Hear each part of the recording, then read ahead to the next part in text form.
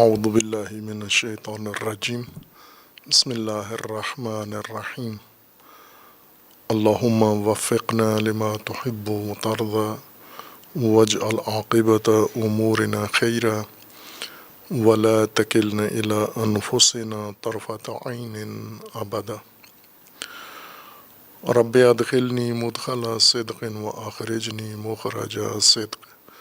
واجعل لی من لدنک سلطانا نصیرا۔ سورہ مبارکہ بقرہ آیہ کریمہ ان اللہ لا یستحیی ان یضرب مثلا ما بعوضۃ فما فوقها فاما الذین آمنوا فیعلمون انہ الحق من ربهم واما الذین کفروا فیقولون ماذا اراد اللہ بہذا مثلا یضل به کثیرا ویہدی به کثیرا وما يضل به إلا الفاسقين الذين ينقضون عهد الله من بعد ميثاقه ويقطعون ما أمر الله به أن يوصل ويفسدون في الأرض أولئك هم الخاسرون۔ اس آیہ کریمہ میں آیہ 26 میں اللہ تبارک و تعالیٰ نے قرآن کریم کا اسلوب ذکر کیا ہے ہدایت کا، اور اس میں بیان فرمایا کہ قرآن میں مثال بھی اسلوب کلام کے طور پر اختیار کیا گیا ہے یہ اسلوب، اور اسے مومنین کی اور انسانوں کی ہدایت کے لیے بروئے کار لایا گیا ہے۔ اور جیسا پہلے قرآن کریم میں ذکر ہوا ہے کہ کچھ افراد کو قرآن کے بارے میں ریب تھا، یا کچھ افراد ریب میں مبتلا تھے۔ قرآن کریم کی صحیح تعبیر کے مطابق ان کے دلوں میں قرآن کے بارے میں ریب تھا، اور وہ خود ریب کے اندر غرق تھے یعنی قرآن کریم کے بارے میں ان کے دلوں میں یہ توہم تھا کہ یہ اللہ کا کلام نہیں ہے، رسول اللہ صلی اللہ علیہ وآلہ وسلم کا اپنا کلام ہے، یا رسول اللہ صلی اللہ علیہ وآلہ وسلم نے دیگر مذاہب اور ادیان کی کتب سے اس کو اخذ کیا ہے، اقتباس کیا ہے، یا کسی اور نے اللہ کے علاوہ یہ کلام تدوین اللہ کو دیا ہے، اور اللہ کا کلام ہونے میں انہیں ریب و تردید تھی۔ اس وقت قرآن نے اس آیہ کریمہ کے اندر فرمایا ہے کہ اگر تمہارے اندر ریب ہے اور تم ریب کے اندر ہو تو پھر اس کا ثبوت پیش کرو، جواز پیش کرو، اور ثبوت یہ ہے کہ اگر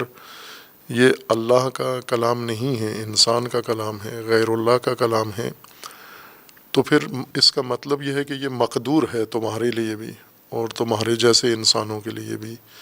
جب ایک فرد لا سکتا ہے انسانوں میں سے اس طرح کا کلام، تو دوسرے بھی لا سکتے ہیں، اور یہ ثابت کرنے کے لیے آپ قرآن کی مانند اور قرآن کی مثل کلام لے کر آئیں۔ اور اگر نہیں لا سکے آپ، اور جیسا کہ نہیں لا سکیں گے، اس صورت میں آپ اپنی عاقبت و آخرت کی پرواہ کریں کہ نار و جہنم اپنے لیے آپ فراہم کر رہے ہیں، انکار کر کے کہ قرآن و یہ کتاب الہی اللہ کا کلام نہیں ہے۔ اور اس کے بعد وہی مطلب آیا 26 میں گویا وہی آیا کا مطلب جاری ہے۔ اب ایک ضمنی مسئلہ کے بارے میں ان کے اعتراض کا جواب ہے۔ پہلے اصل کلام و اصل کتاب میں انہیں ریب کا ذکر کیا گیا تھا، ان کے دلوں میں ریب تھا، یا وہ ریب میں ڈوبے ہوئے تھے، غرق تھے۔ یہاں پر قرآن کریم کے ایک خاص انداز کلام و انداز خطاب پر اعتراض تھا انہیں کہ قرآن میں مثالیں کیوں ہیں، تمثیلات کیوں ہیں، اور اسے وہ قرآن کے اوپر ثبوت کے طور پر پیش کرتے تھے کہ یہ اللہ کا کلام نہیں ہے۔ اگر یہ اللہ کا کلام ہوتا تو اس میں مثالیں نہ ہوتیں، اور دوم یہ کہ یہ مثالیں بھی معمولی اور حقیر چیزوں کی نہ ہوتیں. اول مثالیں نہیں ہونی چاہیے تھیں اللہ کے کلام میں، چونکہ مثالیں انسانوں کے کلام میں ہوتی ہیں. عربوں کے ہاں رائج تھا مثال کے ذریعے بات کرنا، اور بہت ساری اپنے مدعا و مراد کو مثالوں کے ذریعے سے بیان کرتے تھے. اس لیے وہ یہ سمجھتے تھے کہ جیسے ہم مثالوں کے ذریعے اپنی بات واضح کرتے ہیں، قرآن میں بھی مثالوں کے ذریعے سے مدعا بیان ہو رہا ہے، تو یہ بھی ہمارے جیسے ہی کسی کا کلام ہے. مثالوں کی موجودگی کو وہ دلیل قرار دیتے تھے کہ یہ کسی انسان کا کلام ہے. اللہ تبارک و تعالیٰ نے ان کو یہ جواب دیا ہے اس آیہ کریمہ کے اندر کہ اول مثال اللہ کے مثال دینا اپنے کلام میں، اور خصوصاً جہاں عام انسانوں کی ہدایت مد نظر ہے، مثال کے ذریعے سے مدعا بیان کرنا اور ہدایت بیان کرنا یہ عیب نہیں ہے، یہ کوئی قباحت نہیں ہے، اور اللہ کے شان سے ما سوا نہیں ہے، مادون شان اللہ نہیں ہے. یوں نہیں ہے کہ اللہ اگر مثال دے تو عیب کلام کے اندر پیدا ہو جاتا ہے، یا اللہ کے شایہ نشان نہیں ہے کہ مثالیں دیں. اور کثرت سے قرآن کریم میں مثالیں آئی بھی ہیں، اور اللہ تبارک و تعالیٰ نے اس بارے میں بیان بھی فرمایا ہے کہ اللہ تبارک و تعالیٰ نے ہدایت کا آسان ترین ذریعہ مثالوں کو قرار دیا ہے. اور یہ بھی عرض کیا تھا کہ قرآن میں تمثیلی پہلو بہت اہم ہے ہدایت کے لیے، اور اس کو بھی قرآن نے یہاں پر ذکر کر دیا ہے کہ ضرب المثل یا مثال دینا، مثال پیش کرنا اور مثال کے ذریعے سے عام انسانوں کو حقیقت کی طرف متوجہ کرنا، یہ سب سے ہدایت کا مؤثر طریقہ ہے. اور قرآن فہمی اس کے بغیر ناممکن ہے کہ جب انسان تصدیق نہ کرے کہ قرآن میں تمثیل موجود ہے اور مثالوں کے ذریعے سے مطلب بیان کیا جا رہا ہے. مثال سے مراد یہ ہوتی ہے کہ جو کچھ کلام میں پیش کیا جا رہا ہے یہ الگ بات ہے، اور جو سمجھایا جا رہا ہے وہ ایک الگ مطلب ہے. مثال صرف ذہن کو آمادہ کرنے کے لیے ہے، اصل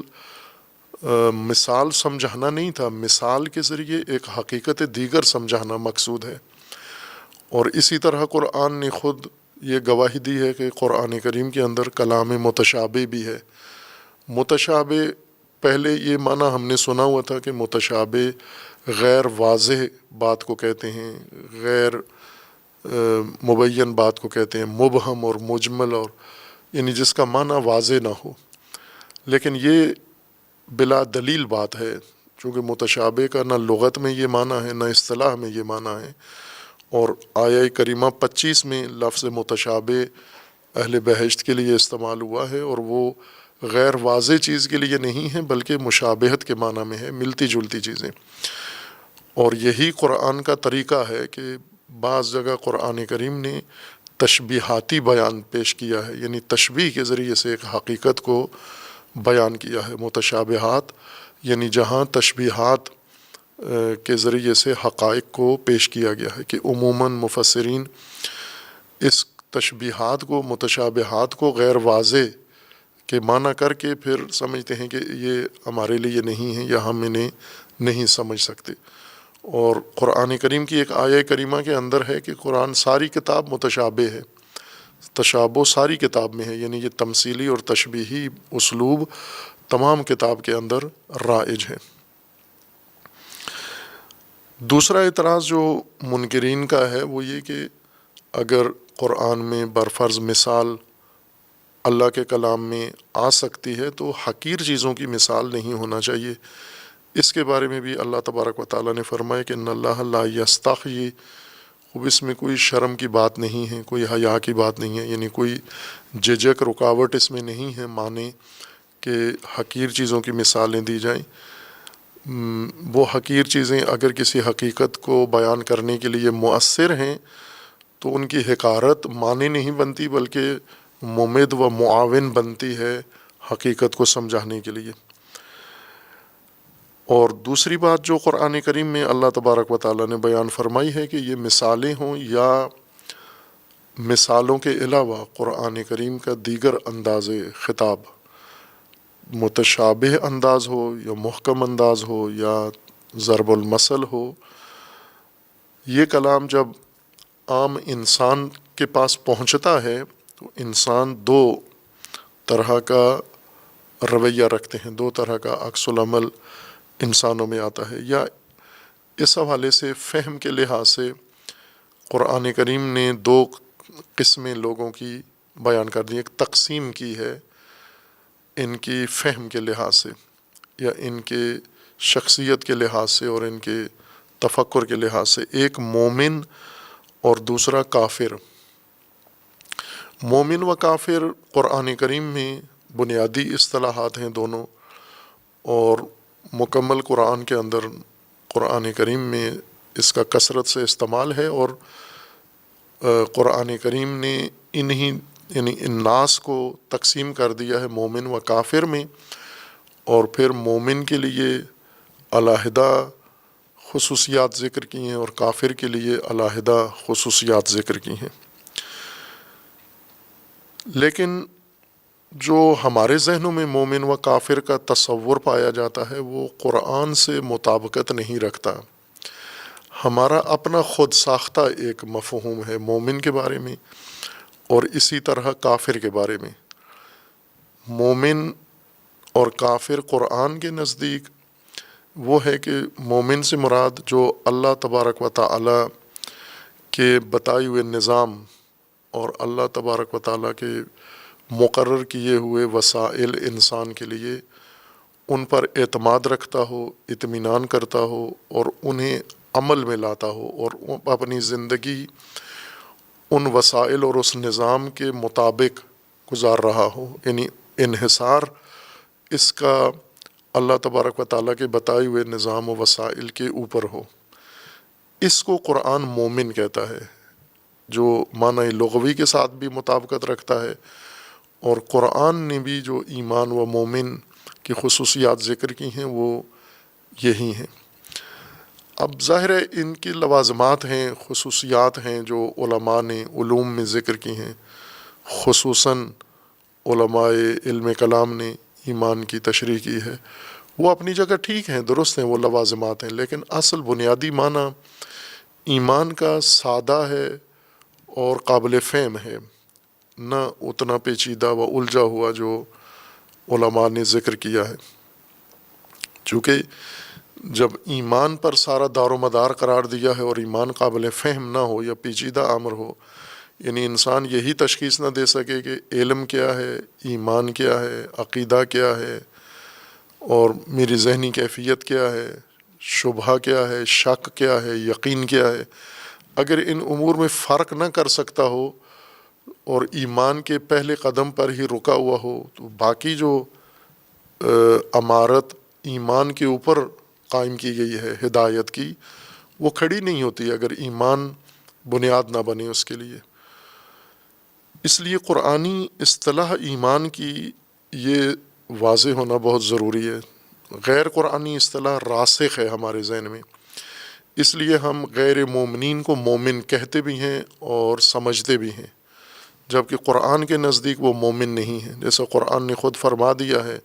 وَمِنَ النَّاسِ مَن يَقُولُ آمَنَّا بِاللَّهِ وَبِالْيَوْمِ الْآخِرِ وَمَا هُمْ بِمُؤْمِنِينَ۔ خوب یہ بہت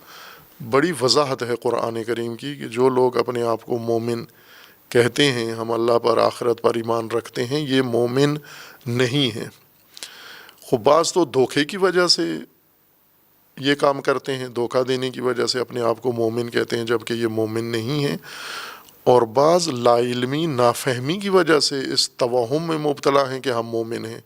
جبکہ یہ مومن نہیں ہے۔ جیسا کہ قرآن نے یہ ذکر کیا ہے جب رسول اللہ صلی اللہ علیہ وآلہ وسلم کے پاس اعراب آتے تھے اور وہ آ کر رسول اللہ صلی اللہ علیہ وآلہ وسلم کو بتاتے تھے کہ ہم ایمان لے آئے ہیں، اور رسول اللہ ان کے اس دعویٰ پر خوب خاموشی اختیار کر لیتے۔ اللہ تبارک و تعالیٰ نے آیت نازل فرمائی ہے کہ انہیں کہہ دیں کہ آپ مومن نہیں ہیں، اور یہ جو نفی ایمان ان کی ہے یہ اس وجہ سے نہیں ہے کہ منافق ہیں۔ سورہ بقرہ کی آیت کے مطابق من الناس من یقول آمنا باللہ و بالیوم الآخر اس باب سے نہیں ہے، بلکہ یہ الگ حیثیت سے ہیں۔ سورہ مبارکہ حجرات میں آیا 14 میں یہ مطلب اللہ تبارک و تعالیٰ نے بیان فرمایا۔ سورہ حجرات آیا 14 میں قالت الاعراب آمنا قل لم تؤمنوا ولكن قولوا اسلمنا ولما يدخل الایمان فی قلوبکم وان تطیعوا اللہ ورسولہ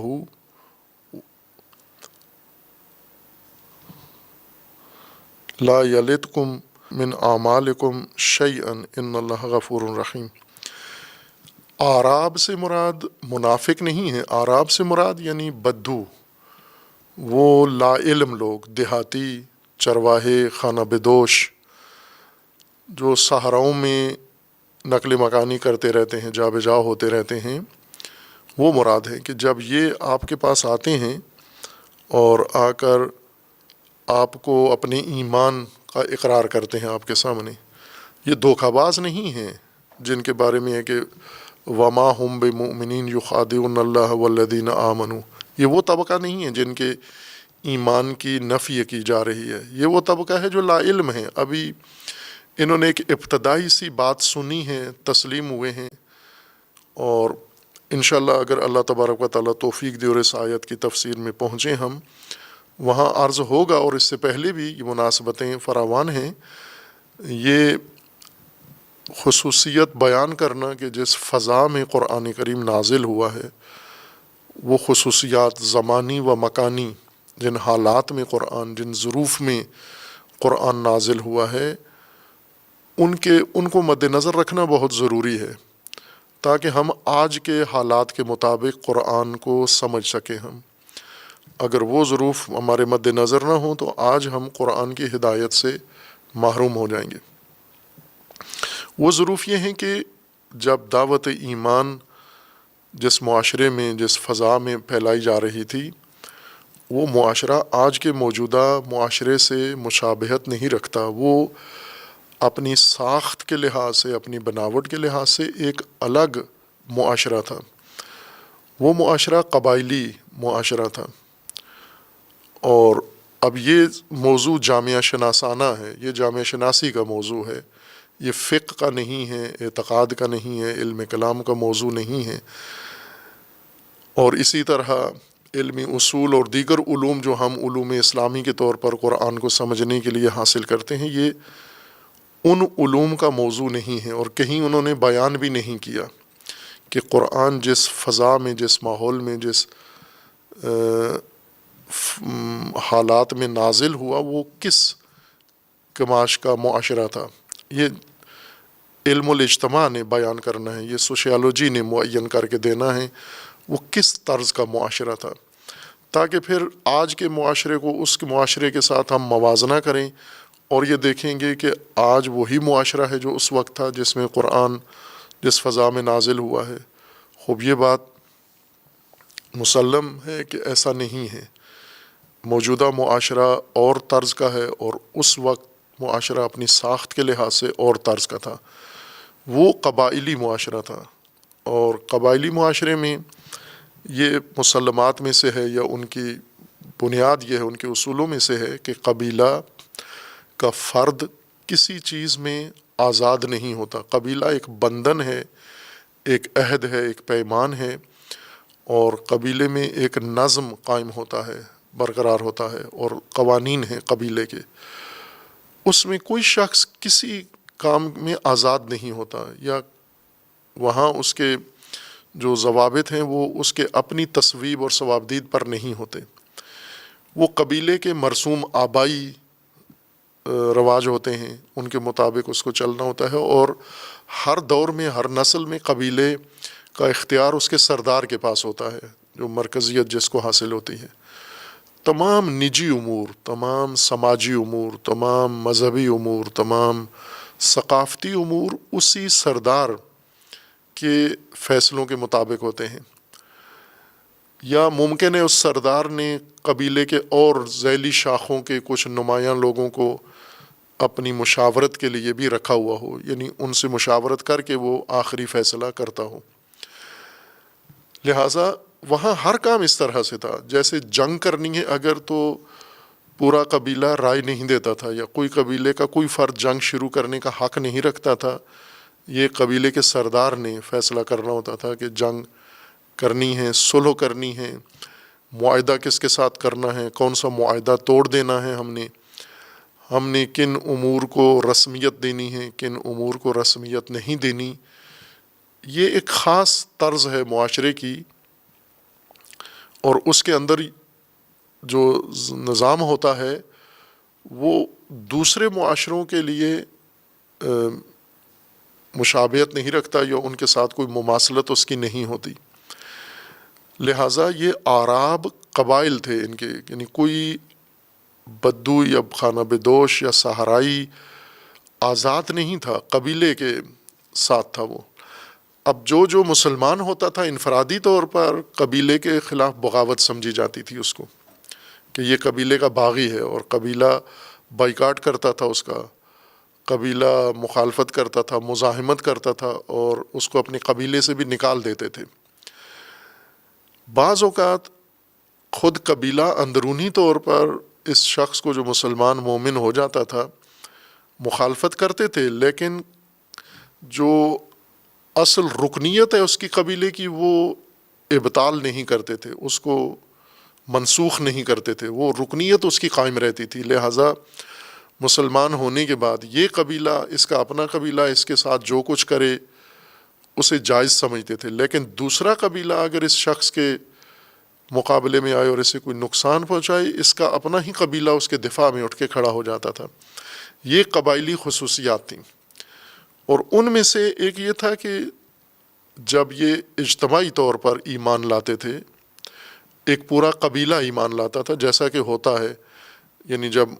رسول اللہ صلی اللہ علیہ وآلہ وسلم مدینہ میں مستقر ہوئے، حکومت قائم ہو گئی اور مسلمان مضبوط ہو گئے، پھر اس کے بعد رسول اللہ پیغام روانہ کرتے تھے، قبائل کے لیے مبلغ بھیجتے تھے، وفود بھیجتے تھے، اور اس وقت قبائل ان کا پیغام سنتے، اور اس وجہ یہ نہیں ہوتا تھا کہ یہ انہیں جا کر حقیقت ایمان سمجھاتے، تبلیغ کرتے، بلکہ سماجی امور، دفاعی امور اور دیگر امور، طاقت اور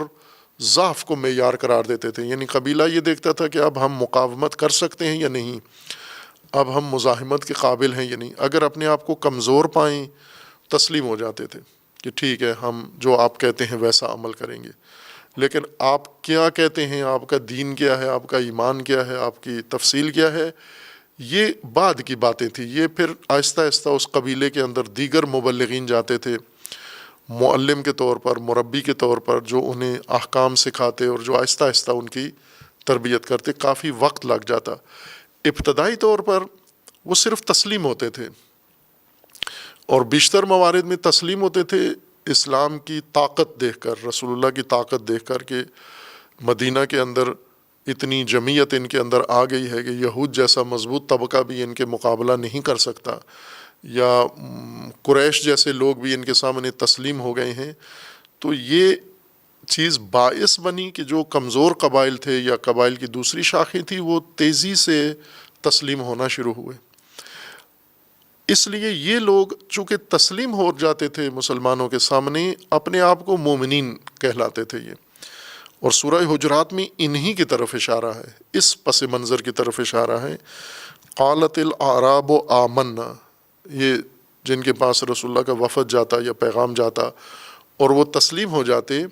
یہ دوسرے دن آ جاتے رسول اللہ کے پاس اور آ کر کہتے ہم بھی مومنین ہیں، اور مومنین والا مقام اور مومنین والا درجہ اور مومنین والا پروٹوکول ہمیں ملے۔ اللہ تبارک و تعالیٰ کا فرمان ہے کہ قالت الاعراب آمنا، ہم مومن ہیں، ایمان لے آئے ہیں۔ قل لم تؤمنوا، تم مومن نہیں ہو۔ اب یہ لا علم لوگ تھے، نہ کہ منافق، دھوکہ باز نہیں تھے، لا علم تھے۔ ابھی انہیں پوری تفصیل بتائی نہیں گئی ہے، حقیقت ان پر واضح نہیں ہوئی ہے، اس لیے ان کے ایمان کی نفی کی گئی۔ لم تؤمنوا ولیکن قولوا اسلمنا، آپ یہ کہو کہ ہم تسلیم ہو گئے ہیں، ہم مزاحمت چھوڑ دیے، ہم آپ کے سامنے تسلیم ہو گئے ہیں، قبول کر لیا ہے آپ کا نظام، لیکن ایمان والا مرحلہ ابھی رہتا ہے، تعلیم و تربیت ابھی رہتی ہے، اور مکمل طور پر ہم مومنین نہیں بنے ابھی۔ اور قرآن کا یہ فرمانا ہے کہ انہیں کہہ دیں کہ وَلَمَّا يَدْخُلِ الْإِيمَانُ فِي قُلُوبِكُمْ، ابھی ایمان تمہارے دلوں میں داخل ہی نہیں ہوا، نہ کہ کمزور ایمان ہے تمہارا، یا جو مہاجرین انصار ہیں جو تم سے پہلے مومن ہو چکے ہیں ان کی نسبت تمہارا ایمان تھوڑا ہے، بلکہ سرے سے نفی کر دی کہ ایمان تمہارے دلوں میں، ذہنوں میں ابھی آیا ہی نہیں ہے، ابھی ایمان والا سبق تمہیں پڑھایا ہی نہیں گیا، پڑھا ہی نہیں ہے تم نے، اس لیے تم مومن نہیں ہو۔ خوب یہ بات اس قبائلی اعراب کے بارے میں قرآن کریم نے کی ہے، اور دوسرا طبقہ جس سے ایمان کی نفی کی ہے وہ منافق ہیں۔ آج کے لحاظ سے ہم دیکھیں دونوں طبقات موجود ہیں، یعنی آج بھی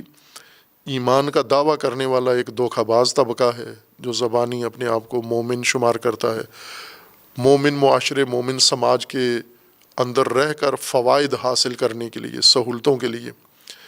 نکاح کے لیے، تجارت کے لیے، لین دین کے لیے، برادری کے لیے، رشتوں کے لیے اور باہمی قرابتوں کے لیے یہ دھوکہ دیتا ہے کہ میں مومن ہوں، لیکن یہ مومن ہے نہیں۔ جیسے ہم کہہ سکتے ہیں کہ جیسے ملحد ہیں، کمیونسٹ ہیں، اور کثرت سے آج مسلمانوں کے گھروں میں جو اولاد ہے وہ کثرت سے اس شکل میں تبدیل ہو رہی ہے، ایمان سرے سے انکار کر رہے ہیں کہ ہم کسی چیز کو مانتے ہی نہیں ہیں، لیکن اپنا شمار مومنوں کے ساتھ رکھا ہوا ہے۔ اس ملحد کی مثلا کسی گھر کے اندر جوان ہے، وہ اللہ کو نہیں مانتا، رسول اللہ کو نہیں مانتا، شادی مسلمانوں کے ہاں ہی کرے گا اور نکاح بھی اس کا ہوگا، اور جب یہ مرے گا اس کا جنازہ بھی پڑھایا جائے گا، یہ تو مومن نہیں ہے، یہ تو کافر ہے، یہ مشرک ہے، یہ نجس لوگوں کے ساتھ شمار ہونا چاہیے۔ یا جیسے غالی ہیں، یا جیسے ناصبی ہیں، یا جیسے اس طرح کے طبقات ہیں جو بنیادی شقیں ایمان کی پوری نہیں کرتے، اور بنیادی ضابطہ ہی جن کے اندر نہیں ہے ایمان کا، یہ مومن بنے ہوئے ہیں استفادے کے لیے۔ لیکن ایک بڑا طبقہ آج بھی موجود ایسا ہے جو لا علم ہے ایمان سے، عوام الناس میں سے اعراب، یعنی عام لوگ جنہیں نہ ایمان پڑھایا گیا ہے، نہ ایمان سکھایا گیا ہے، اس وقت کے ماحول کے مطابق یہ تسلیم ہوئے تھے، اسلام کی طاقت و قدرت دیکھ کر تسلیم ہوئے تھے، چونکہ ضعیف قبائل تھے، اپنے آپ کو کمزور سمجھتے تھے، اگر طاقتور ہوتے تو شاید ڈٹ جاتے کہ ہم مقابلہ کریں گے، نہیں ہوں گے مشرکین کی طرح، آخری وقت میں مشرکین مکہ کی طرح، قریش کی طرح آخری وقت میں مجبوراً اظہار اسلام کرتے۔ یہ جو پہلے ہی وفد میں تسلیم ہو جاتے تھے اس وجہ سے کہ یہ ابھی پیغام سنے بغیر تسلیم ہوئے ہیں۔ خوب اس طرح کے آج کتنی جمعیت ہے جو ایمان کی تعلیم حاصل کیے بغیر،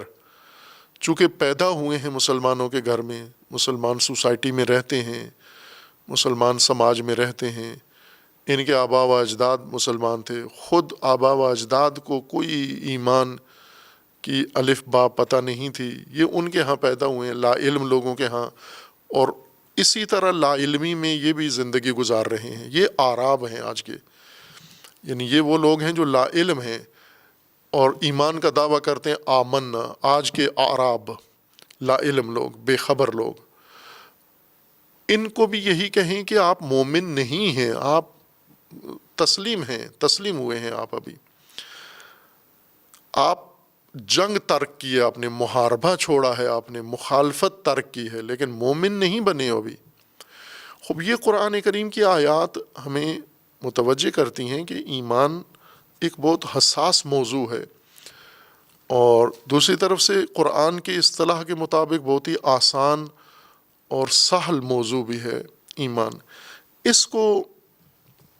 سمجھنے کے لیے جیسا پہلے بھی بیان کیا ہے کہ ہم اللہ پر ایمان چونکہ دشوار بنا دیا گیا ہے، اللہ پر ایمان محنت کر کے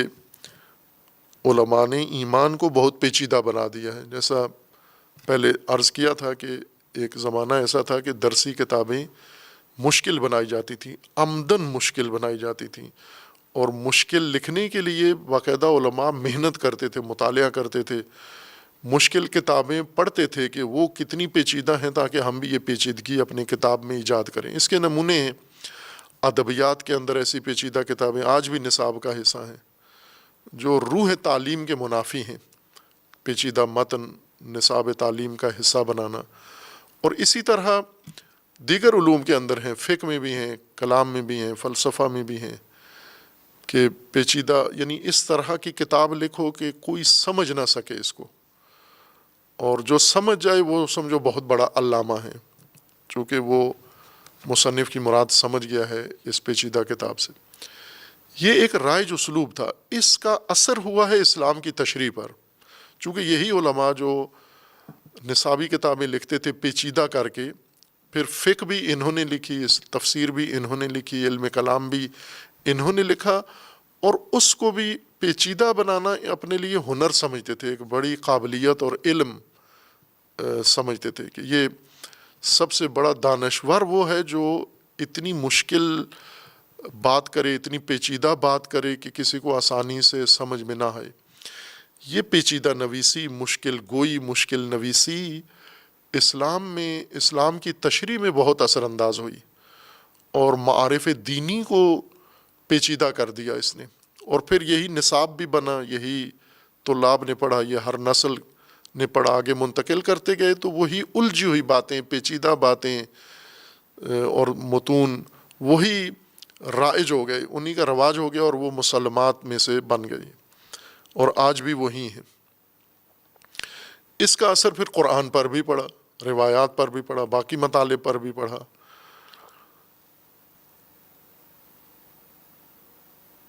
جبکہ قرآن کریم میں اس کے الٹ ہے.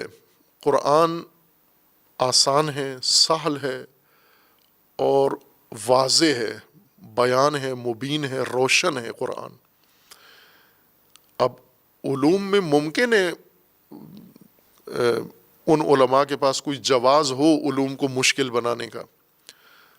وہ خود اس میں بھی بحث ہے کہ آیا علوم مشکل پیچیدہ بنانے کا کوئی جواز ہے، عقلی دلیل ہے اس بات پر کہ اتنے پیچیدہ بنائے جائیں علوم، یا آسان و سادہ بنائے جائیں. لیکن ممکن ہے اپنے لیے کوئی جواز فراہم کر لیں علماء پیچیدہ گوئی کا، لیکن ہدایت میں یہ کام ہرگز جائز نہیں ہے. ہدایت کے قریب بھی نہیں آنا چاہیے پیچیدہ گوئی، مشکل گوئی اور اس طرح کی باتیں. فارسی والے ایک اصطلاح استعمال کرتے ہیں، کلمبا سلمبا باتیں، عبارتیں. کلمبا عبارتیں یعنی بالکل گول مول بات جو کسی کو بھی سمجھ میں نہیں آتی. اور ابھی بھی بعض لوگ ایسے ہیں جو اپنی علمی دھاک بٹھانے کے لیے وہ پیچیدہ باتیں کرتے ہیں، سخت باتیں کرتے ہیں، مشکل زبان استعمال کرتے ہیں تاکہ دوسرے مرعوب ہو جائیں اور وہ سمجھیں کہ یہ بہت بڑی شخصیت ہے. یہ قرآن اور ہدایت کے خلاف ہے یہ اسلوب. رسول اللہ صلی اللہ علیہ وآلہ وسلم کا انداز بیان آپ دیکھیں، انتہائی سادہ، سری اور آسان، ہر انسان سمجھ سکتا ہے. ایک جملہ بھی رسول اللہ صلی اللہ علیہ وآلہ وسلم سے ایسا نہیں نقل کیا گیا جس کی فہم میں لوگ حیران ہوں کہ یہ کیا فرما گئے ہیں. اگر رسول اللہ جب بیان فرما رہے ہوتے ان قبائلیوں کے سامنے اسلام، روایات اور تشریحات، کسی بات کو نہیں سمجھتے، وہ ان کے پلے نہیں پڑتی تھی، فوراً پوچھ لیتے تھے کہ یا رسول اللہ اس سے کیا مراد ہے، یہ جو آپ نے فرمایا ہے کیا کہنا چاہتے ہیں. تو رسول اللہ اس آسان بات کو مزید آسان کر کے ان کے سامنے بیان فرما دیتے. قرآن کریم بھی اسی اسلوب کے مطابق ہے کہ اس میں پیچیدگی اور مشکل گوئی نہیں ہونی چاہیے تاکہ لوگ آسانی سے سمجھ پائیں اس کو. ان امور میں سے جو متاثر ہوئے ہیں مشکل نویس، مشکل پسند اور پیچیدہ عبارتیں اور گفتگو کرنے والے علماء کے ذریعے سے، بنیادی اصطلاحات کی تشریح میں پیچیدگی آئی ہے، جس میں سب سے زیادہ متاثر مفہوم ایمان ہوا ہے، ایمان و کفر. اور یہ خالصتاً اصطلاحات میں بدل گیا ہے. جس کے نتیجے میں جو اصطلاح عام آدمی کی عملی زندگی سے تعلق رکھتی تھی وہ اب کلامی موضوع بن گیا ہے اور وہ تخصصی موضوع ہے کہ اس کے اوپر لوگ مقالے لکھیں، پی ایچ ڈی کریں، ایمان کیا ہوتا ہے، ایمان کی تشریح کے لیے، جبکہ یہ تو عام ان پڑھ انسان کو بھی ایمان سمجھ میں آنا چاہیے تھا، بدو کو بھی سمجھ میں آنا چاہیے کہ ایمان کیا ہے۔ اب آپ دیکھیں کہ قرآن کریم نے بھی یہ کام کیا ہے کہ ایمان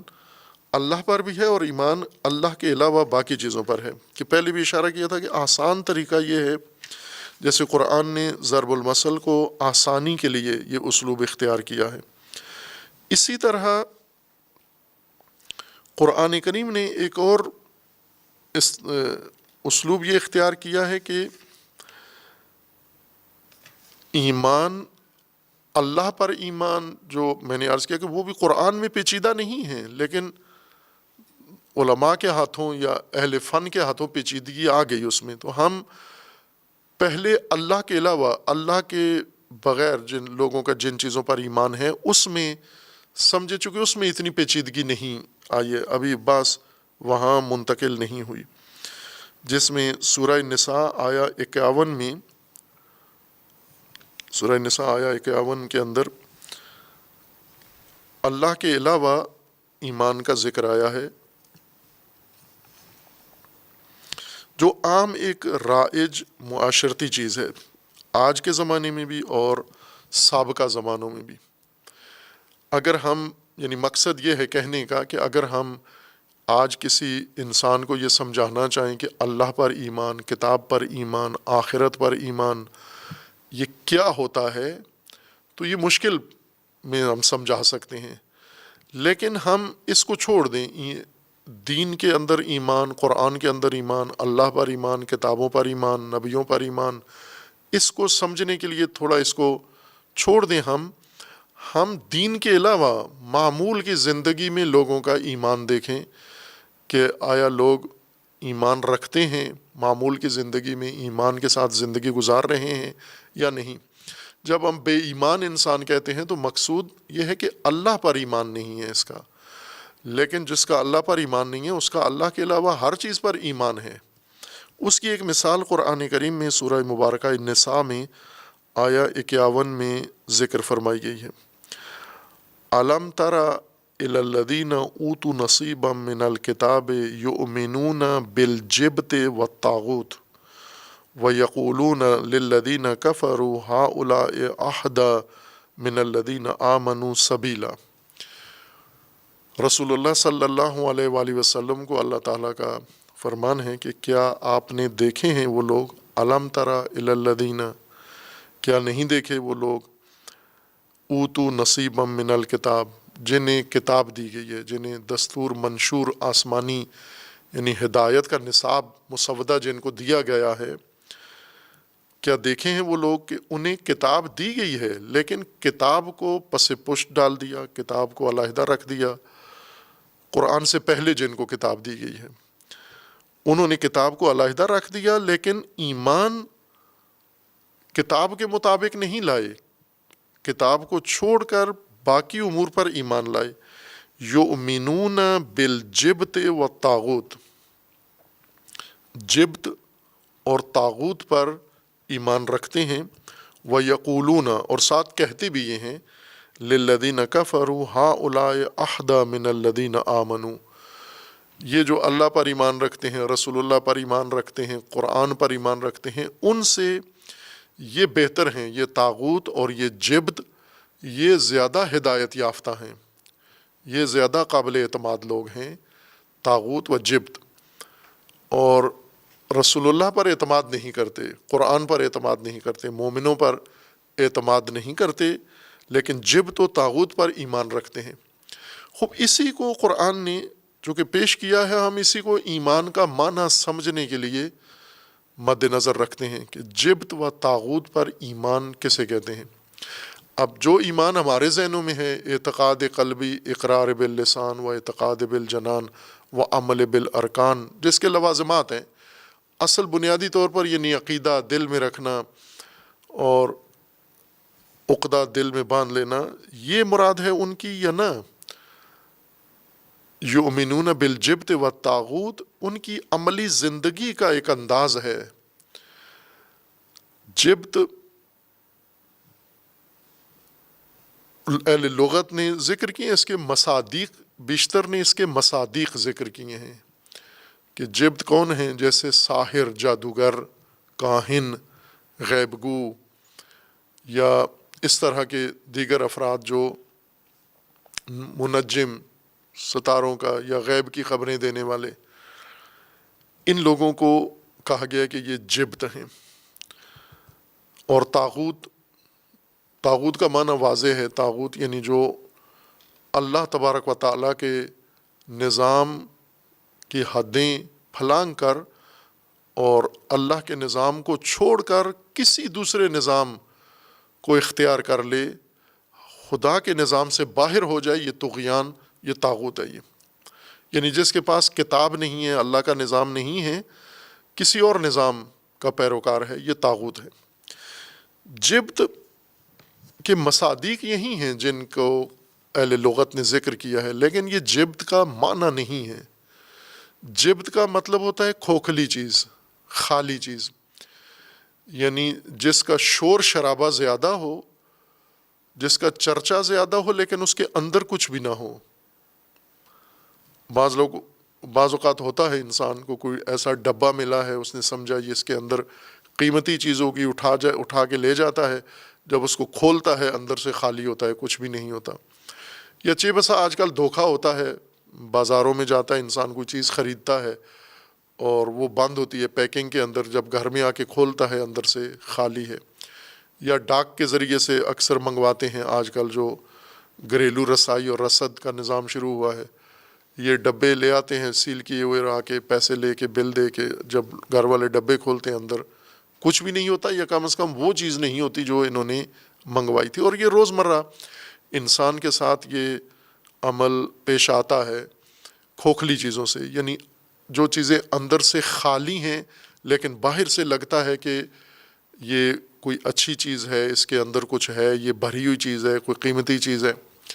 اس کو جبت کہتے ہیں. اندر سے خالی اور باہر سے متاثر کن، یہ جبت ہے. انسان بھی ہو سکتا ہے یہ جبت، اور اشیاء بھی یہ جبت ہو سکتی ہیں، یعنی جن کے اندر کوئی خاصیت نہیں ہے لیکن ان کی شہرت ہو گئی ہے کہ ان میں خاصیت ہے. آج کی دنیا میں اگر آپ دیکھیں، مثلا ہم اپنا معاشرہ دیکھیں، مسلمان معاشرہ، اس کے اندر سب سے زیادہ پیروی جبت کی ہی ہے، جبت پر اعتماد ہے لوگوں کا. یعنی ایسی چیزیں اور ایسی اشیاء اور ایسے افراد اور ایسے طبقات جن کے اندر کوئی خاصیت نہیں ہے لیکن ان کی شہرت ہے، ان کا چرچا ہے، اور ان کے بارے میں لوگوں کا اعتماد ہے ان کے اوپر. مثلا یہی پیر فقیر جو بنے ہوئے ہیں کہ ہم لوگوں کا علاج معالجہ کرتے ہیں، پھونک مارتے ہیں، دم پڑتے ہیں، لوگ ٹھیک ہو جاتے ہیں. یہ لوگ، یہ جبت ہے. یہ جبت یعنی بے خاصیت شخص لیکن جس کے بارے میں چرچا ہو گیا ہے، شہرت ہو گئی ہے، اور یہ معروف ہو گیا ہے کہ اس کے دم میں اثر ہے. یہ اگر دم پڑ دے، دعا کر دے، پھونک مار دے تو انسان کو شفا مل جاتی ہے، بیٹا مل جاتا ہے، مراد پوری ہوتی ہے. خوب آپ پاکستان میں دیکھیں کس قدر کثرت سے جبت ہے، اور لوگوں کا اعتماد کتنا ہے ان کے اوپر. آپ ان کے جو اڈے بنے ہوئے ہیں ان کے اوپر جائیں، دیکھیں گے آپ کس قدر لوگ ان کے اوپر بھروسہ کرتے ہیں، اعتماد کرتے ہیں، جو کچھ وہ کہتے ہیں اس پر عمل درآمد کرتے ہیں. مثلا خواتین ہیں، انہی لوگوں کے پاس گھر کے اندر کوئی مسئلہ ہوا ہے تو فوراً ان کی طرف رجوع کرتے ہیں کہ گھر کے اندر کوئی چیز گم ہو گئی ہے تو فوراً، مثلا کسی عورت کے زیورات گم ہو گئے ہیں تو فوراً وہ کسی بابے کے پاس جاتی ہے اور جا کر اس کو اپنی رویداد سناتی ہے، اور وہ بابا فوراً کہتا ہے کہ گھر کے اندر کوئی چور ہے، گھر کے اندر فلاں شخص ہے. یا اگر کسی کی طبیعت خراب ہو گئی ہے تو وہ فوراً اس کو نشاندہی کرتا ہے، اس کے اوپر عمل ہوا ہے، عملیات ہو گئی ہیں، جادو ہو گیا ہے. یہ سارے جبت ہیں. یہ وہی بے خاصیت لوگ ہیں جن کا چرچا ہو گیا ہے کہ یہ علم رکھتے ہیں، یہ غیب جانتے ہیں، یہ حقائق جانتے ہیں، ان کے پاس روحانی طاقت ہے. جبکہ ان کے پاس نہ عقلی طاقت ہے، نہ ذہنی طاقت ہے، نہ انسانی طاقت ہے، نہ جسمانی طاقت ہے، صرف دھوکہ باز ہے، یہ کھوکھلا ہے، اندر کچھ بھی نہیں ہے اس کے، لیکن باہر اس کی ایک شہرت ہو گئی ہے، اسی کو جبت کہتے ہیں۔ اور ایسے ہی بہت ساری اشیاء معروف ہو گئی ہیں کہ یہ چیزیں اگر آپ کے پاس ہوں، ان میں بڑی خاصیت ہے، انسان دھڑا دھڑ ان چیزوں کو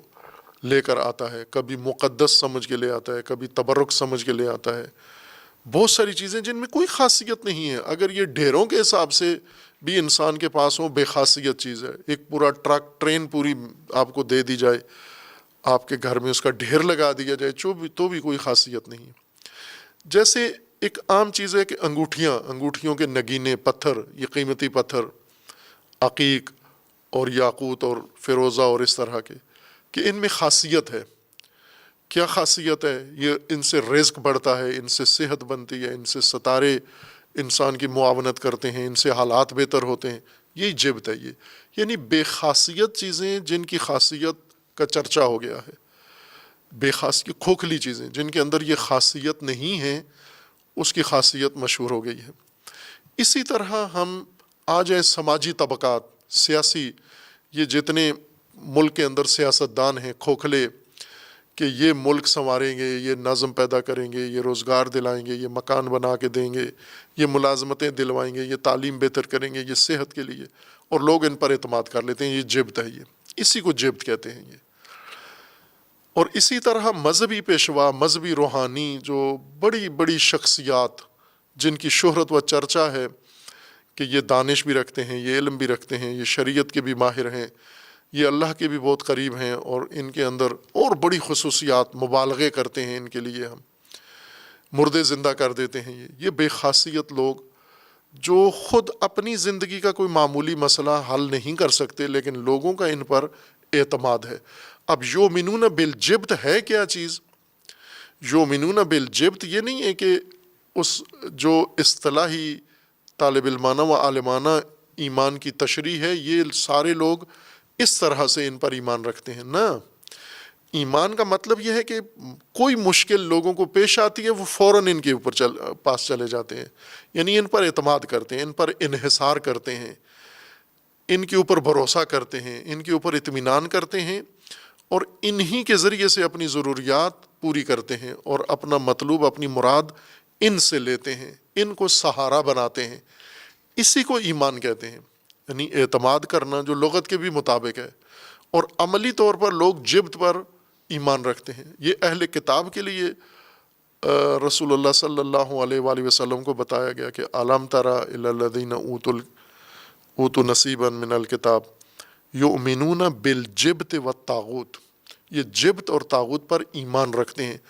اب یہ وہ ایمان نہیں ہے جو ہم نے پڑھا ہوا ہے کتابوں کے اندر، یہ وہ ایمان ہے جو ہر ان پڑھ اور پڑھا لکھا سب اس کے معنی کو بھی سمجھتے ہیں۔ آسان مفہوم ہے کیا کہ ہر مشکل میں، ہر ضرورت میں، ہر معاملے میں آپ ان کا سہارا لیں، ان پر اعتماد کریں، زندگی کی مسائل مشکلات ان سے حل کروائیں، رہنمائی ان سے لینا، جا کر حقیقت ان سے لینا، معلومات ان سے لینا،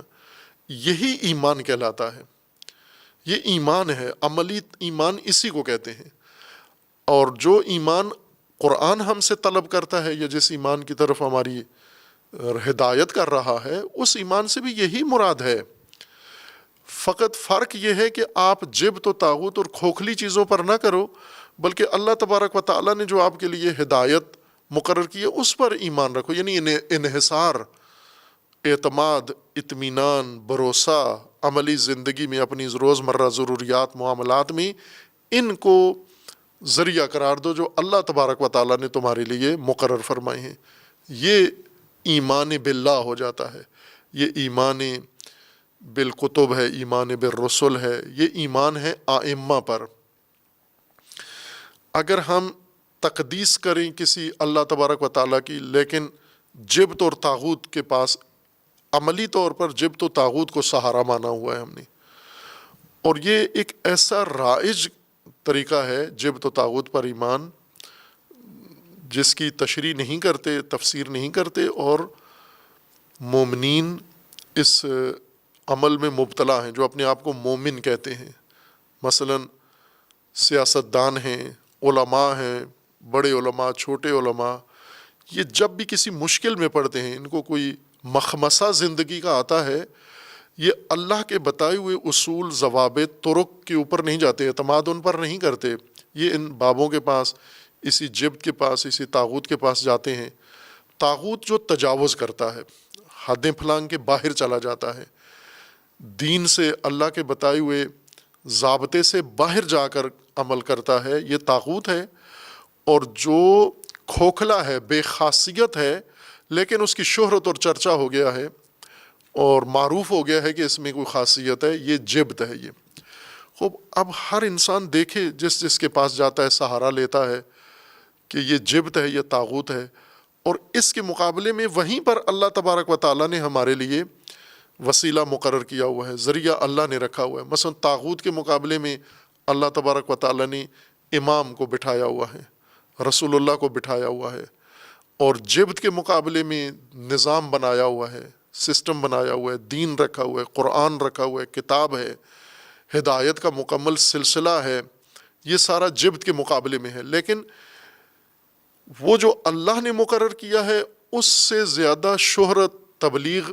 لوگوں نے جبت کی ہے۔ مثلا کسی کو پوچھیں دانت میں درد تھا تیرے، کیسے ٹھیک ہوا، وہ جبت کا نام لیتا ہے کہ فلاں کے پاس گیا تھا، اس نے پھونک ماری، میرا درد ٹھیک ہو گیا۔ اب یہ جو مومن ہے، جو اپنے آپ کو سمجھتا ہے میں اللہ پر ایمان رکھتا ہوں، یہ نہیں جاتا۔ اللہ پر ایمان رکھتا تو دوا کی طرف جاتا، چونکہ اللہ نے دانت درد کا وسیلہ یہ نہیں ہے کہ دانت میں درد ہو تو کون پھونک مارے۔ اللہ تبارک و تعالیٰ نے کہا کہ دانت میں درد ہو تو رسول اللہ کے پاس ہو، رسول اللہ پھونک مارے یا ائمہ پھونک مارے، نہ، دانت درد کی اصلاح کا طریقہ پھونک رکھا ہی نہیں ہے اللہ تعالیٰ نے۔ دانت کے درد کی دور کرنے کا خاصیت اللہ نے دوا میں رکھی ہے، اور طبیب کو یہ حیثیت دی ہے۔ اگر آپ طبیب کے پاس جاتے ہیں، وہ دوا کا سہارا لیتے ہیں، یہ ایمان باللہ ہے۔ لیکن اگر آپ بے خاصیت کسی شے کی طرف یا شخص کی طرف رجوع کرتے ہیں اور اس کے ذریعے سے اپنا دانت کا درد ٹھیک کرتے ہیں، یہ جبت ہے، یہ طاغوت ہے، یہ اس کا سہارا لے رہے ہیں۔ خوب اس کو ہم عملی زندگی میں دیکھتے جائیں، اپنی زندگی دیکھیں کہ ہماری زندگیوں میں جبت کتنا ہے، وہ طاغوت کتنا ہے، یعنی بے خاصیت لوگوں کا سہارا ہم نے کتنا لیا ہوا ہے، یا بے خاصیت اعمال، جن اعمال کے اندر اللہ تبارک و تعالیٰ نے کوئی خاصیت نہیں رکھی، لیکن ہم ان اعمال کے پابند ہیں جو بے خاصیت اعمال ہیں، کچھ بھی نہیں ہے ان کے اندر، لیکن ہم پابندی سے انہی کو بجا لا رہے ہیں۔ اس کے مقابلے میں اللہ تبارک و تعالیٰ نے اعمال یا دستور یا قوانین یا ضوابط مقرر فرمائے ہیں جن پر ہمارا اعتماد نہیں ہے، بھروسہ نہیں ہے، انحصار نہیں ہے، اس کی طرف نہیں جاتے، ہم اس کو نہیں اپناتے۔ جیسے مثال دی، جسم میں تکلیف ہوتی ہے تو پھونک مروانے چلے جاتے ہیں، انجیکشن لگوانے نہیں جاتے۔ اب ایک سب وسیلہ اللہ نے بنایا ہے، ایک وسیلہ آپ نے بے خاصیت اختیار کیا ہے، دونوں ایمان ہیں۔ دونوں کے پاس جب آپ جائیں گے اپنی مشکل حل کرنے کے لیے، دونوں ایمان ہیں، یعنی جس پر انحصار کریں گے اپنی مراد پانے کے لیے، اپنا مقصود حاصل کرنے کے لیے، جس پر انحصار کریں گے یہ ایمان ہے آپ کا اس کے اوپر، جس پر اعتماد کریں گے یہ ایمان ہے آپ کا اس کے اوپر، جس پر بھروسہ کریں گے یہ ایمان ہے آپ کا اس کے اوپر۔ اب دیکھنا یہ ہے کہ یہ اللہ نے اسی کو مقرر کیا ہے تاکہ میں اس پر اعتماد کروں، یا نہ اس کو چھوڑ کر میں نے بے خاصیت کسی چیز کو اپنے اعتماد و ایمان و انحصار کا وسیلہ بنا لیا ہے۔ اگر بے خاصیت ہے وہ جبت ہے اور طاغوت ہے۔ اب عملی طور پر ہم دیکھیں، بہت ہی راسخ مومنین بھی ان بے خاصیت امور کے معتقد بھی ہوتے ہیں اور قائل بھی ہوتے ہیں، اور دوسروں کو بھی کہتے ہیں کہ یہ بے خاصیت کام کرتے جاؤ، آپ کو افاقہ ہو جائے گا۔ بس کتنے ایسے چرچے ہوتے ہیں ٹی وی کے اوپر، چینلز کے اوپر نشریں، دیواروں پہ لکھا ہوتا ہے یہ بابے ہیں، یہ آپ کی ہر مشکل حل کر دیں، اور لوگ ان کے ہاں جاتے ہیں، کثرت سے رونق ہے ان کے ہاں۔ کئی دفعہ انسان خود مبتلا ہوتا ہے اور ان کو تجربہ کرتا ہے جا کر کہ یہ بے خاصیت چیزیں کتنی ہیں جو لوگوں کو ایمان کا دیا گیا ہے بنا کر کہ یہ ان پر آپ ایمان رکھیں۔ اگر ہم ایمان کو ان پیچیدہ اصطلاحات سے نکال کر عملی معاشرے میں جا کر ملاحظہ کریں، جیسا کہ قرآن کریم نے نشاندہی کی ہے کہ جبت و طاغوت پر لوگوں کا ایمان ہے، اس سے ہمیں مفہوم ایمان کا، معنی ایمان کا، حقیقت ایمان کی اور عملی شکل ایمان کی بالکل واضح ہو جاتی ہے کہ ہمیں کرنا کیا ہے۔ یعنی ایمان جبت و طاغوت پر جو لوگ ایمان رکھتے ہیں ان کو دیکھیں، مشاہدہ کریں آپ، چونکہ رسول اللہ کا بھی یہی، اللہ تعالیٰ کا رسول اللہ کو فرمانے علم ترا، دیکھیں ہیں، یعنی دیکھیں ان کو۔ علم ترا کا مطلب کیا؟ نہیں دیکھے، یعنی دیکھنا چاہیے تھا نا آپ کو، یہ دیکھنا چاہیے ان کو کہ یہ کیا کر رہے ہیں۔ خوب اسی طرح ہمیں بھی کہا جا رہا ہے کہ آپ نے دیکھے نہیں ہیں، نہیں دیکھے ہیں تو دیکھو ان کو جا کر یہ کیا کر رہے ہیں۔ علم ترا، کیا نہیں دیکھے یہ؟ یعنی دیکھو ان کو، یہ کیا کرتے ہیں؟ جبت و طاغوت، کھوکھلی بے خاصیت چیزوں کے اوپر اعتماد کرتے ہیں، انحصار کرتے ہیں۔ یہ جا کر جیسے آپ ایمان کا اظہار کرتے ہو کہ ہم مومن ہیں، مثلا آپ اللہ کو مانتے ہیں، جی الحمدللہ اللہ کو مانتا ہوں، رسول اللہ کو مانتے ہیں، جی الحمدللہ، قرآن کو مانتے ہیں، جی الحمدللہ پورا مانتا ہوں۔ خوب آپ پھر اپنی زندگی میں قرآن کے اصول کتنے بروئے کار لائے ہوئے ہیں، اپنی زندگی میں قرآنی ضابطے کتنے آپ نے استعمال میں لائے ہوئے ہیں؟ کوئی بھی نہیں۔ قرآن کو مانتے ہو لیکن قرآن کا کوئی ضابطہ زندگی میں موجود نہیں ہے۔ اللہ کو مانتے ہو، اللہ کا کوئی دستور آپ کی زندگی میں نظر نہیں آتا جس پر آپ انحصار کریں۔ آپ ان کاموں میں کیا کرتے ہیں؟ وہ بھی ان کاموں میں ہم طاغوت کی طرف جاتے ہیں، جبت کی طرف جاتے ہیں، فلاں سے یہ معاملات حل کرواتے ہیں۔ تو یہی تو قرآن میں لکھا ہوا ہے کہ قرآن میں نہیں ہے۔ اسی طرح دوسرا مفہوم کفر کا ہے کہ ہم کفر کے لیے بھی وہی کلامی اصطلاح ایمان کے مقابلے میں کفر لا کر ایمان کا معنی اسی طرح پیچیدہ کر کے پھر اسی طرح سے کفر کو بھی اس کے مقابلے میں لا کے پیش کیا، جبکہ کفر بھی ایمان ہی کی طرح ایک عملی طرز زندگی کا نام ہے۔ اور قرآن کریم نے جہاں پر کفار کا ذکر کیا ہے جو دین کے مقابلے میں، اللہ کے مقابلے میں، رسول اللہ کے مقابلے میں، قرآن کے مقابلے میں ہیں، وہاں پر ان کفار کا بھی ذکر کیا ہے جو بظاہر کلمہ پڑھے ہوئے ہیں لیکن در عین حال کافر بھی ہیں، یا کہیں پر قرآن نے حکم دیا ہے کفر کا مومنوں کو جو کلمہ پڑھے ہوئے ہیں۔ ہمارا کافر، ہمارے ذہن میں کافر وہ ہے جس نے کلمہ نہیں پڑھا۔ قرآن کلمہ پڑھے ہوئے کو بھی کہتا ہے کہ کفر اختیار کرو تم، اور یہ کئی آیات میں ہیں۔ ایک نمونے کے طور پر سورہ نساء کی آیا 60 میں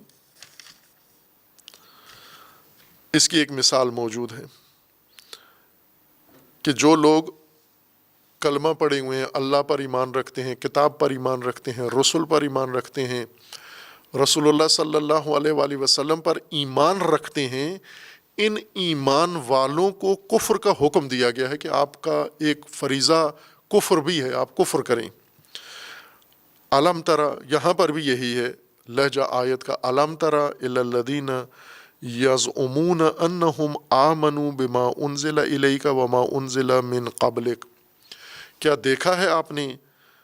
ان لوگوں کو جو گمان رکھتے ہیں، زعم رکھتے ہیں کہ ہم مومن ہیں، جو آپ پر نازل ہوا ہے، قرآن پر بھی ایمان رکھتے ہیں، اور آپ سے پہلے جو سابقہ انبیاء پر کتب نازل ہوئی ہیں ہم ان پر بھی ایمان رکھتے ہیں۔ یریدون ان یتحاکموا الی الطاغوت، یہ لوگ جو دعویٰ رکھتے ہیں کہ ہم ایمان رکھتے ہیں، اللہ پر ایمان رکھتے ہیں، کتب پر ایمان رکھتے ہیں، رسول پر ایمان رکھتے ہیں، یہ حکومت بناتے وقت، حاکم چنتے وقت طاغوت کو حاکم بنا لیتے ہیں اپنا۔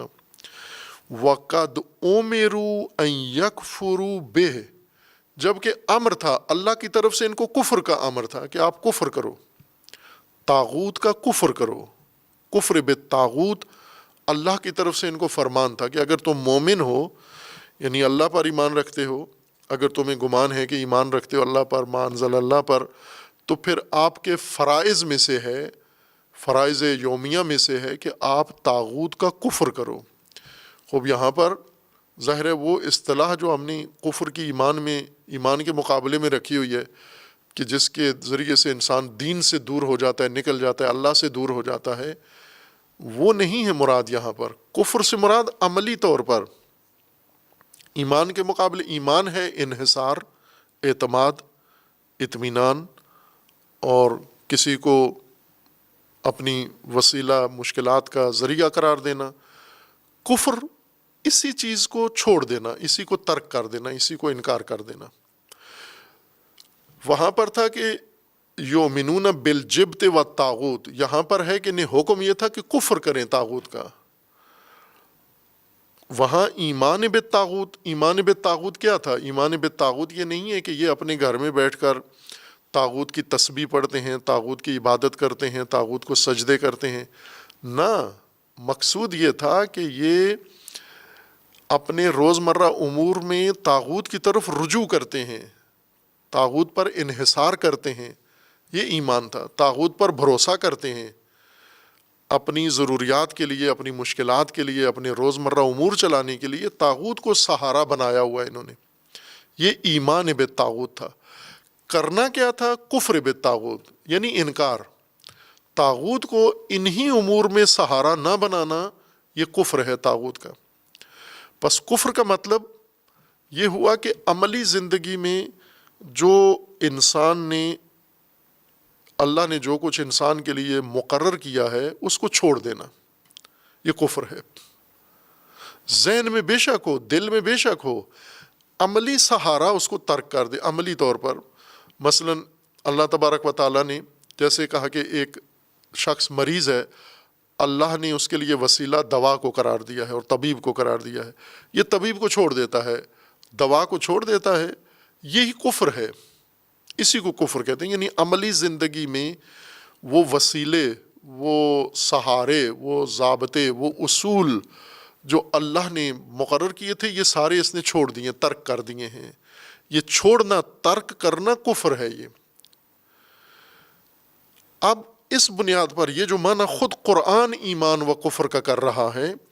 اس کے تناظر میں اللہ تبارک و تعالیٰ نے بیان فرمایا ہے کہ جب اللہ کی طرف سے ہدایت آتی ہے، جیسے مثال پیش کی جاتی ہے، تمثیل پیش کی جاتی ہے، تو یہ تمثیل دو قسم کے افراد کے سامنے آتی ہے، دو طبقات کے سامنے آتی ہے، کافر اور مومن۔ مومن جس کا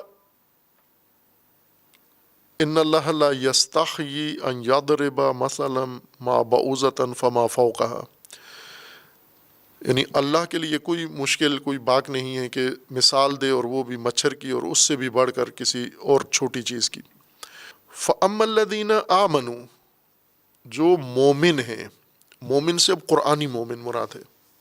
نہ کلامی مومن،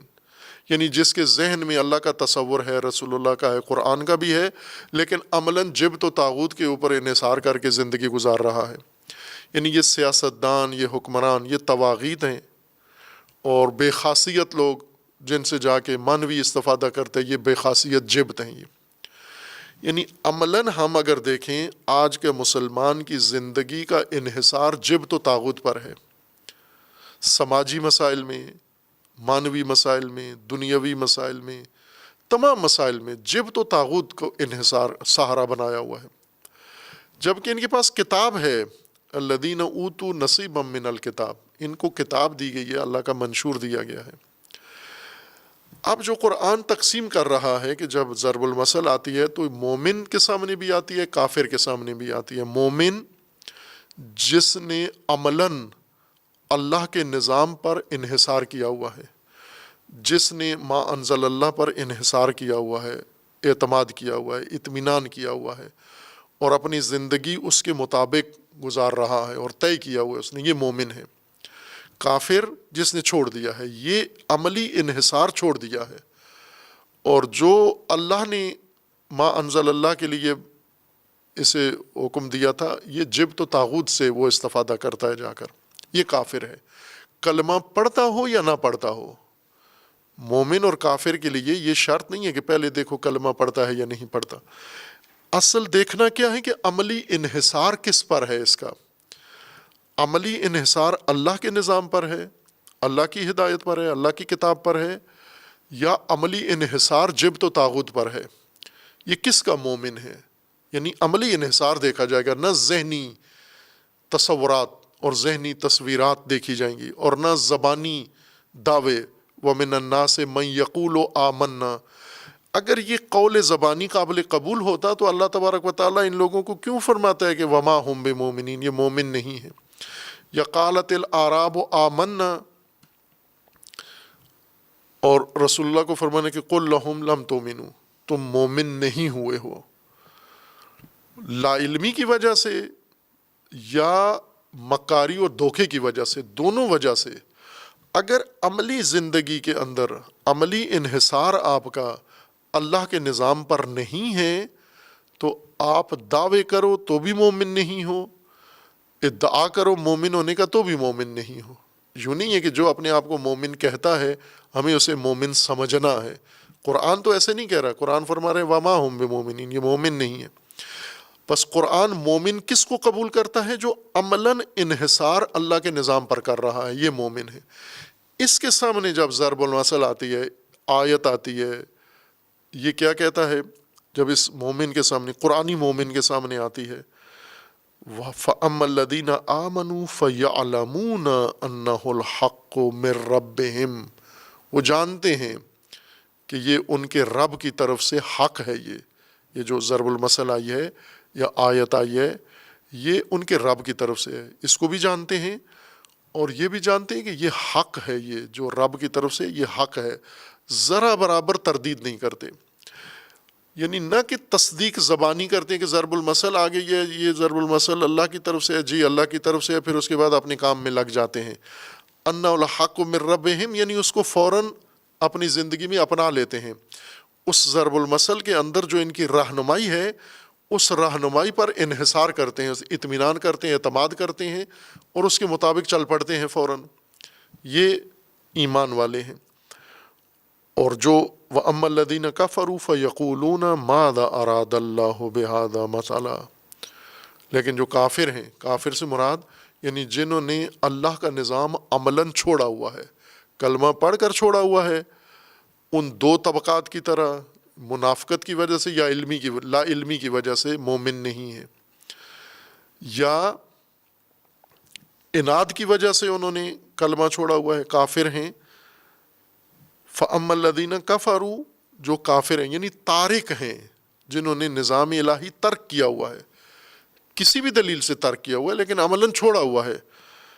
ان کے ہاں یہ بات ہے کہ فَيَقُولُونَ مَاذَا أَرَادَ اللَّهُ بِهَذَا، اللہ کیا چاہتا ہے اس مثال سے؟ مثال سے اللہ کہنا کیا چاہتا ہے، بیان کیا کرنا چاہتا ہے، کرنا کیا چاہتا ہے؟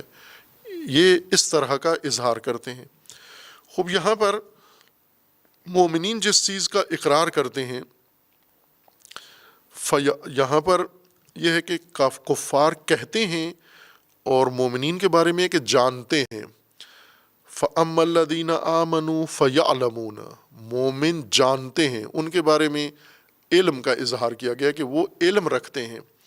کافر کے بارے میں وَأَمَّا الَّذِينَ كَفَرُوا فَيَقُولُونَ، وہ کہتے ہیں، اور یہ تعبیر بہت فاصلہ پیدا کر دیتی ہے دونوں کے اندر، کہ مومن جانتا ہے اور کافر کہتا ہے۔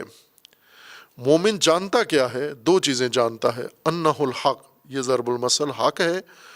اور دوم یہ حق میرے رب کی جانب سے ہے، اس کو مومن جانتا ہے، علم رکھتا ہے یہ۔